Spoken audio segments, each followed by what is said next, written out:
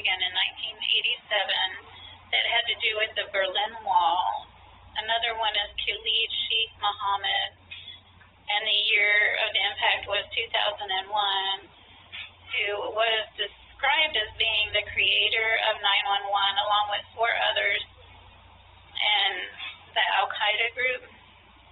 And the last person is Supreme Court Justice Alito, and his impact was in 2022,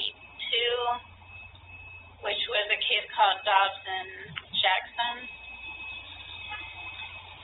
So leading up to what motivated me to make the tape is the feeling that nothing can overturn the present powers that are happening in the world, that it's kind of depressing, that it seems as though the will to live according to what God wants us to be is too weak, and the other side is just winning. But these three people had impacts with thousands of people, and so that when there's a problem, we can either complain or we can become a solution to fixing it.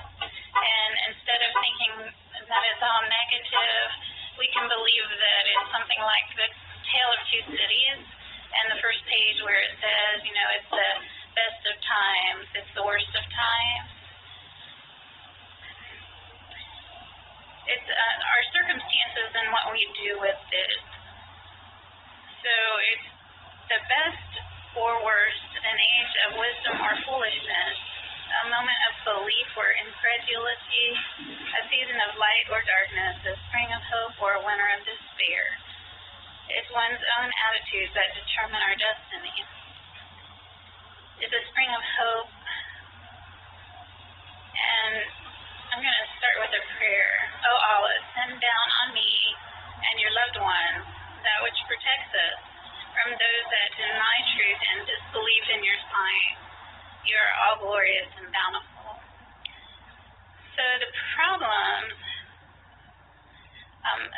where I say that, well, I believe that no one can change it, and George Bush once described it as irrevocable evil. Some of those are that even marriage, which was instituted by God, people now say that you shouldn't even bother getting married, it's just going to end up in divorce. And there's fornication, which used to be discussed as a deadly sin. Online now it's saying that they don't think that way anymore. And there's kids born outside of marriage. Clean speech is not really in civil society, and it's tough to tell an atheist from a religious person. So I'm going to read this Korean verse. It's 7, ayat 27. Children of Adam, let not Satan cause you to fall into affliction and be expelled from his presence, pulling off clothing and showing evil inclinations. He surely sees us when we don't see him. And then as far as seeing God, here's another writing. Thus have the mysteries of his revelation, or God's appearance, been decreed by virtue of his will, the source of power and wisdom. Surely God will raise up one who God chooses, and after he wills it, God will have power over all things. And that was a person named Bob on page 144. Here's a Korean writing. It's Al-Baqarah, book 2, verse 124. When Abraham was tried by God with commandments, he fulfilled them. Allah said, yes, I will make you a leader for the people, and my laws don't include wrongdoers. So here's more about Reagan and the Berlin Wall, which divided East and West Germany. The East side did not believe in God, and the West side did. The wall was up for 28 years, and it said that 70 to 80 million deaths occurred related to the debate. on whether there was a God and what to do. But Reagan in 1987 just said, tear those laws down, and for some reason somebody really took him seriously, and so that did happen.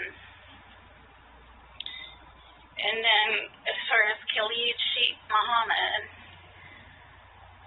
it said that he described the United States as a morally harmful country with excessive indulgence in sensual pleasures, and he has been charged with first-degree murder.